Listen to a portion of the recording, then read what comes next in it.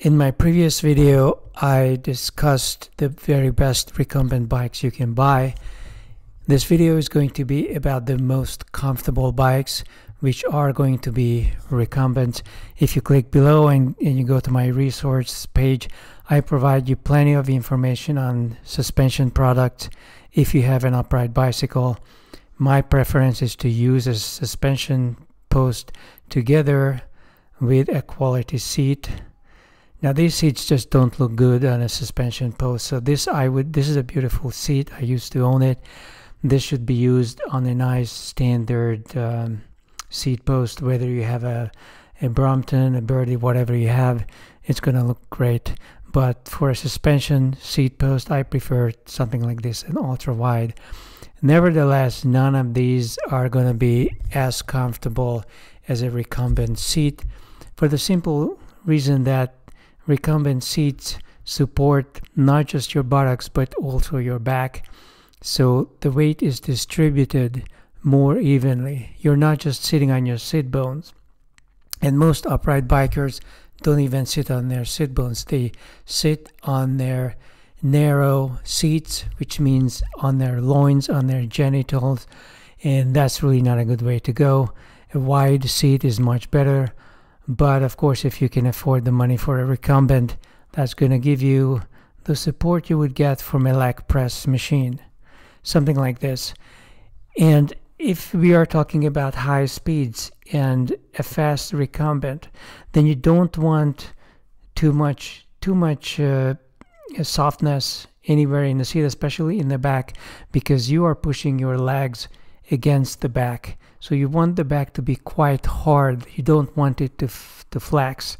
And my leg press is roughly 4 times the power of my squat, because anatomically, pushing the legs, pushing this part against your hip bone and your lower back works far better than pressuring your spine up and down like this, which is what you do when you are doing a squat. So if you're looking for power, then you definitely want a hard seat. But if you're looking for comfort, you want some padding. And this is going to be one of 3 recumbents I would recommend.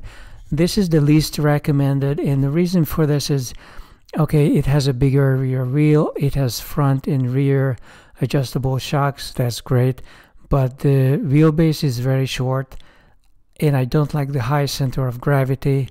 To be honest, I'm not crazy about the low handlebars either. I know that this is the same thing as the leg press machine. It's just a very powerful way of grabbing the handlebar, but it is a totally different experience from riding a regular bicycle. So this is a very well built bike. It's an excellent bike. It has an electric version as well. It has a lot of accessories, a front fairing product.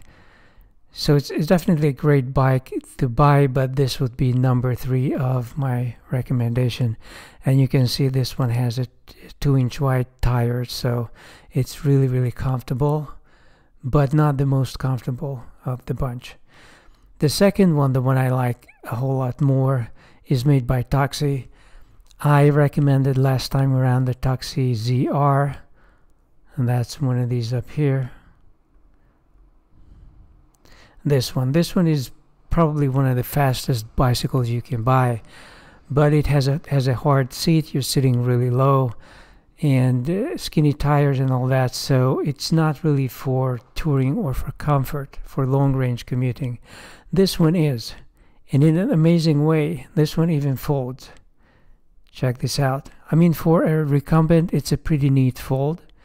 No Brompton, that's for sure, but it's a pretty neat fold. There's an elegant curve in it, which is really nice. Front and rear suspension, and finally a decent handlebar similar to your upright bicycle.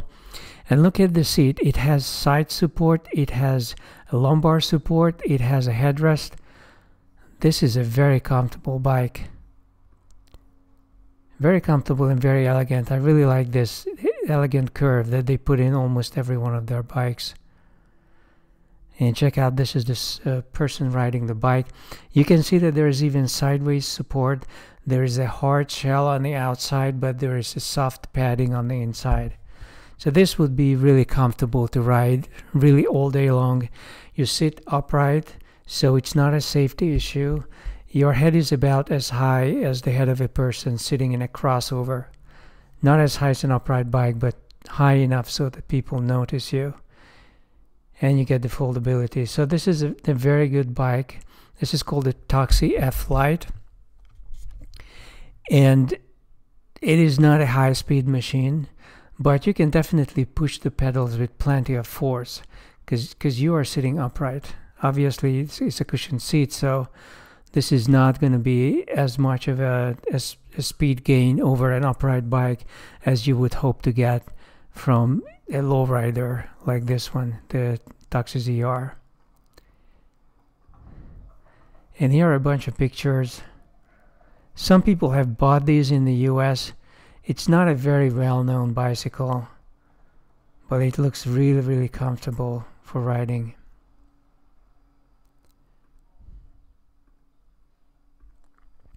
And here is the one. This is possibly the most desirable of the recumbents sold in the US. Look at this seat. Look at the padding at the bottom. And this is a long wheelbase bicycle. So you have a very comfortable seat, lots of padding in the bottom. Actually, this bottom looks a little bit like the one I have for my upright bicycle. A little bit like this, but so much more padded. I mean, the padding is not funny. This is like a car seat. And you can sit on this all day long. You can go for a tour. Some woman rode a recumbent from, I don't remember which US state, but she made it to Mexico City, and she was featured on a radio show because the Mexicans were fascinated about how far she got. So this one has definitely the #1 seat, lumbar support. This is a mesh. This is not hard. The rear of it is very comfortable, and it's flexing in every which way you turn. It does not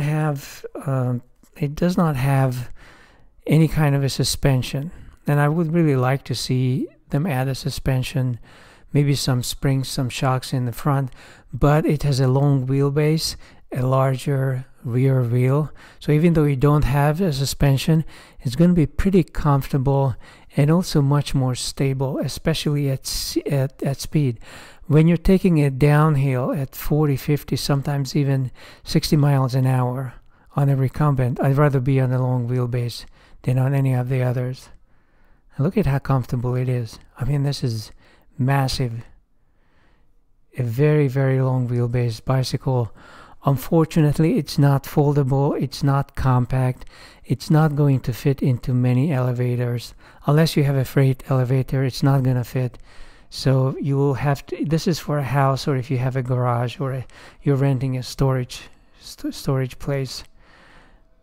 Unfortunately, the manufacturer does not make a fairing, so you will have to go to the aftermarket to get it. For a bike like this, I would definitely get the fairing. Look at how comfortable the seat looks, and look at the mesh in the back of it. It's just a very comfortable seat. Not surprising, this is an American product. Obviously, we like our comforts and we travel long distances. This would be a bike that you could take on a week-long trip. You can attach all kinds of bags and a rack in the rear, so you can carry a lot. This is the #1 choice, the most comfortable one. And the price has gone up. It's now above $3,000, unfortunately. Most of these bikes come with choices of seats, so you can buy a harder or a more comfortable seat. And this one you can buy it with a roll-off, which is really nice, but also really expensive. Look at what I have done. We are up to close to $5,000. And you can choose the crank length. So depending on the length of your legs. This setup is definitely for climbing. You have a very small chain wheel. It could be much larger for speed, especially speed on the downhills. Some people have reported downhill speeds of as much as 60 miles an hour. So that's something to consider. Okay, this is as much as I want to say about the comfort recumbents.